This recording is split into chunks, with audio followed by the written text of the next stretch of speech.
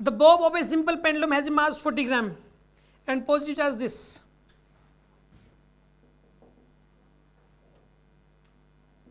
यहां पे एक बॉल है, इसका मास है 40 ग्राम और यहां पे चार्ज लिखा हुआ है 4 × 10⁻⁻⁶ कूलम का चार्ज है। इतना तो मास है और इतना चार्ज है इसके ऊपर। इसमें 20 ऑस्किलेशंस हो रहे हैं 45 सेकंड्स में। 20 ऑस्किलेशंस कितने टाइम में हो रहे हैं बताइए? 45 सेकंड्स में हो रहे हैं। वर्टिकल इलेक्ट्रिक फील्ड अप्लाई कर दिया जिसकी वैल्यू है, इलेक्ट्रिक फील्ड ऊपर की तरफ अप्लाई कर दिया, मतलब बाद में, पहले नहीं किया था, बाद में कर दिया।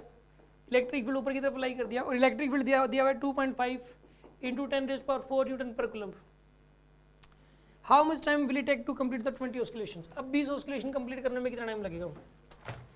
पहली बात तो ऊपर की तरफ अप्लाई कर दिया तो एक फोर्स ऊपर की तरफ लगेगा, तो जी इफेक्टिव कम हो जाएगा। और अगर जी इफेक्टिव कम हो गया तो टाइम पीरियड बढ़ जाएगा, क्योंकि 2π√L/g होता है। जी इफेक्टिव कम तो टाइम पीरियड बढ़ गया। टाइम पीरियड अगर बढ़ गया तो अब 20 ऑस्किलेशन करने तो टाइम ज़्यादा आएगा। पहली बात तो आंसर आएगा 45 से ज़्यादा। 4 ऑप्शन अगर हों, जो 45 से कम वाले तो वैसे खत्म हो गए और 45 वाला भी खत्म हो गया। 45 से बड़े वाला ही आंसर आएगा। पहली बात तो ये। दूसरी बात कैसे करें इस क्वेश्चन में? एक तो ये वाला कॉन्सेप्ट यूज हो रहा है कि टाइम पीरियड का फॉर्मूला होता है 2π√L/g, ये वाला फॉर्मूला यूज हो रहा है। अब जी की जगह जी इफेक्टिव कर लेंगे अगर इलेक्ट्रिक फील्ड अप्लाई कर रखा हो तो, ठीक है। अब जी इफेक्टिव कैसे निकालोगे? नीचे लगेगा mg, ऊपर लगेगा QE, ये होगी टेंशन, ठीक है। टेंशन प्लस में QE, इन दोनों को मल्टीप्लाई कर दो, कितना आंसर आएगा बताइए? T प्लस में QE equal to mg। T की वैल्यू तो निकालनी है आपको, mg माइनस QE। mg कितना हो जाएगा इसमें? 40 ग्राम है, ठीक है ना। ये तो mg हो गया, माइनस का QE। चार्ज कितना है इस केस के अंदर?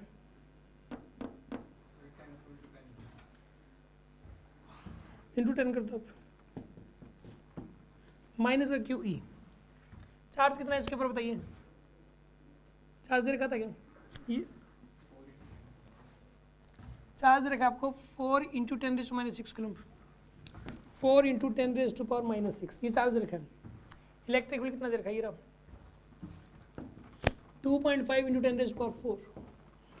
पहले तो टेंशन निकलेगी यहाँ से, टेंशन निकल गई यहाँ से 0.4 बनेगा ये तो।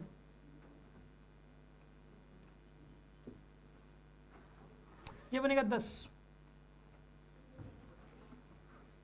मुझे लगता है 0.1 बनेगा, 0.3। ये तो टेंशन होगी, ठीक है। अब जी इफेक्टिव क्या होता है? Tension by mass. G effective होता है टेंशन बाय मास। टेंशन कितनी है इसमें? 0.3। मास कितना है? मास है 40 ग्राम।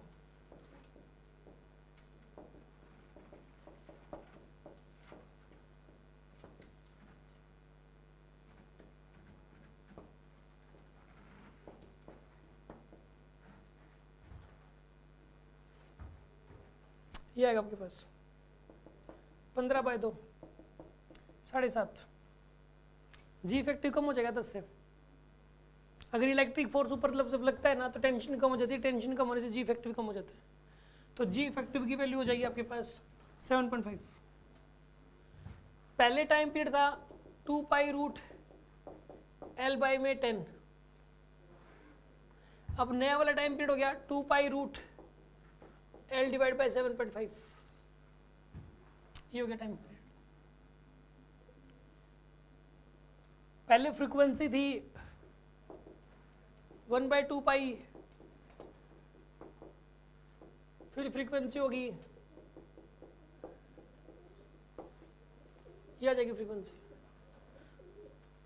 फ्रीक्वेंसी को छोड़ो, टाइम पीरियड का ही देखो आप, क्योंकि 20 ऑस्किलेशंस की फ्रीक्वेंसी तो निकालनी नहीं है। फ्रीक्वेंसी को छोड़ो आप। इसका टाइम पीरियड इतना था, अब इसका टाइम पीरियड इतना है। ठीक है,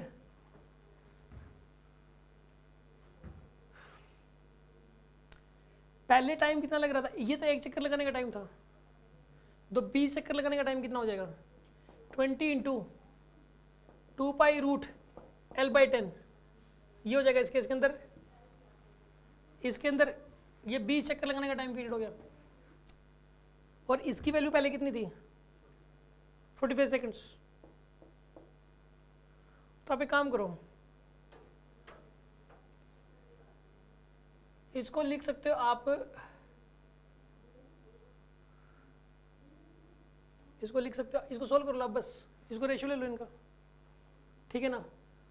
एक काम करो, पहले ये वाला इसकी वैल्यू, अब आपका टाइम कितना है ये बताओ, अब टाइम जो लगेगा वो लगेगा कितना, 20 इंटू 2π√L/, में 7.5, पहले तो 20 चक्रों का इतना टाइम था, अब 20 चक्रों का इतना टाइम है, डिवाइडेड बाय में t, समझ में आई बात। अब t की वैल्यू निकालनी है, 20 से 20 कैंसिल, 2π से 2π कैंसिल, क्या आंसर आएगा बताइए, डिवाइडेड बाय में 10 पूरे का अंडर रूट, यहाँ पे क्या आएगा ये t/45। अब एक काम करो, ये आएगा 75 डिवाइडेड बाय 100 पूरे का अंडर रूट, t/45, यहाँ पे कितना आएगा बताइए, √75 है, √75 क्या लिख सकते हो, 5√3,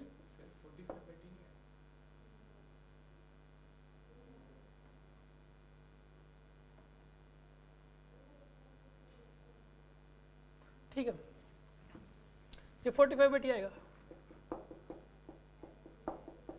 ये आएगा आपके पास /10, 45/t कितना बनेगा, ये 2, t को इधर ले लो, 90/√3, 90/√3 कितना होता है, 30√3, 30 इंटू 1.732, सोल्व करो एक बार इसको कैलकुलेटर से, जल्दी करना, 30 इंटू 1.732,